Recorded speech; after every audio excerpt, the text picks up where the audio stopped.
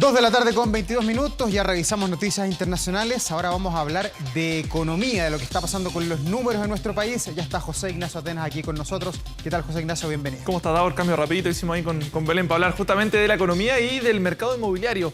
Hemos hablado bastante en el último tiempo sobre lo que está ocurriendo con los precios, con las tasas de interés, y ahora portales internacionales hicieron una suerte de cotizaron cuánto sale el metro cuadrado en Chile, en Argentina, Colombia, distintos países, y lamentablemente estamos en los rangos más altos. Mira, vamos a revisar otra vez la gráfica que hemos preparado porque habla justamente de que las casas en Chile son las más altas de Latinoamérica. Y lo complicado es que son las más caras, pero también son las más pequeñas. Y ahí está la complicación. De hecho, según los datos que nos entregaban, y aquí los revisamos, mira, las casas más caras y son más chicas. Acá, según los portales internacionales, vemos el siguiente espacio que tiene que ver con cuáles son las principales comunas que destacan dentro de las casas más caras y más chicas. Vemos aquí el siguiente espacio, si lo podemos ver, que tiene relación con las comunas que están en el sector oriente: Vitacura, Las Condes y Lo Barnechea. Acá, en estas tres comunas, el precio del metro cuadrado es de 3,2 millones de pesos y solamente en departamentos que van entre 70 a 104 metros cuadrados, la superficie total. Cuando comparamos con otros países, y lo vemos también en la siguiente gráfica, ya utilizando lo que es el promedio a nivel nacional, el promedio del metro cuadrado en Chile es de 2,9 millones de pesos, en un departamento de, por ejemplo, promedio de 104 metros cuadrados. Eso es como 80 UF más o menos. Exacto. Cuando vamos a otros países, lo vemos acá en el siguiente espacio, por ejemplo, en Ciudad de México, el metro cuadrado cuesta 2 millones de pesos y mira el departamento. Es mucho más grande que el departamento acá en Santiago. Y cuando vemos, por ejemplo, lo que ocurre en Perú, en Lima, el metro cuadrado es de 1,7 millones de pesos y el departamento, mira, de 120 metros cuadrados versus el que teníamos en Chile, por ejemplo, de 104 metros cuadrados.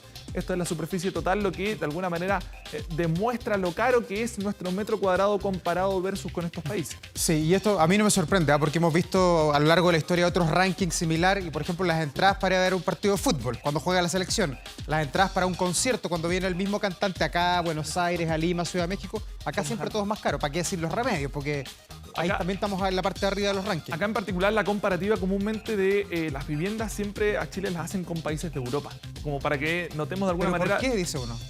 Son los estándares que de alguna manera han ido acrecentando, sobre todo en el último tiempo, los precios de la vivienda. Y de hecho, en este mismo informe vemos el siguiente espacio que tiene relación con el 55% de las comunas de la región metropolitana, lo vemos acá en el siguiente espacio, tiene viviendas en promedio de 70 a 117 metros cuadrados. Esos son viviendas no tan grandes si las comparamos con otras comunas, y el precio promedio es de 2 millones de pesos. El metro cuadrado solamente estamos hablando, 2 millones de pesos.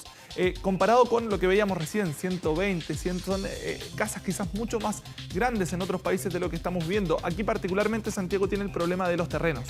Hay una escasez de terrenos, eso también va muy de la mano con la escasez de viviendas, porque claro, al haber ocurre que la conectividad siempre ha sido un problema en nuestro país, por lo tanto, nadie quiere vivir lejos de las grandes urbes. O sea, hoy día, menos mal, se está extendiendo las líneas de metro, estamos teniendo mayor conectividad, y eso ayuda a que, por ejemplo, comunas que están más en las afueras de la región metropolitana, Buin, Colina, tengan de alguna manera una proyección a largo plazo de quizás tener mayor conectividad, y ahí son las viviendas un poco más baratas, pero lo que es estar en el entorno, sobre todo de las líneas del metro, obviamente se ha visto encarecido el precio de las viviendas. Revisamos también la siguiente gráfica que tiene relación con los departamentos. También le hicieron un análisis que en promedio los departamentos ofrecen de 47 metros cuadrados a 61 metros cuadrados. Y aquí la diferencia es muy importante, lo vemos en el siguiente espacio, si lo comparamos, por ejemplo, con las cifras que veíamos al principio de Vitacura, Las Condes, Lo Barnechea, donde el metro cuadrado era de 3,2 millones de pesos. Acá en Cerro Navia es de 1,3 millones de pesos el metro cuadrado, y en Peñalolén, que vendrían siendo los departamentos de 61 metros cuadrados aprox,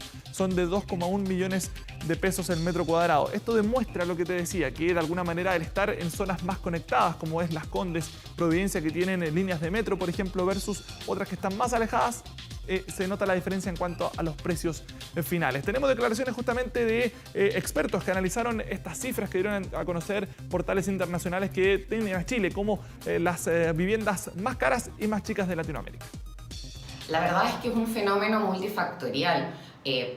Y que también es un fenómeno que vemos en las grandes capitales del mundo, en Londres, en Nueva York, en distintos lugares, en el cual el espacio dentro de una capital es reducido, sobre todo en las zonas céntricas, y es reducido no solamente por una escasez de terreno, sino también porque hay normativas en esas zonas que impiden el poder desarrollar una gran cantidad de unidades, por ende las unidades que hay son cada vez más preciadas.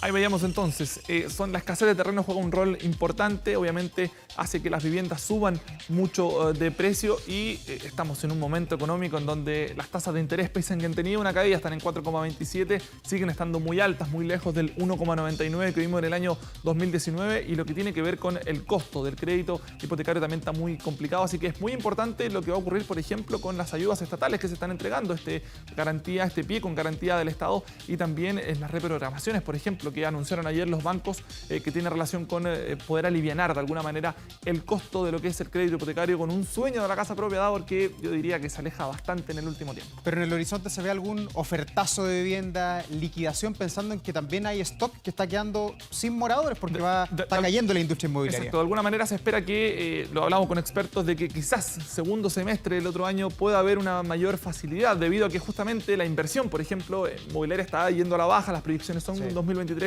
con bastantes complicaciones económicas, por lo tanto, claro, uno proyecta que de alguna manera ojalá exista un mayor acceso, pero pese a este mal momento económico no hemos visto caídas o grandes caídas en los precios de las viviendas, y eso obviamente es una preocupación con todo lo que rodea, porque no solamente es el precio de la vivienda misma.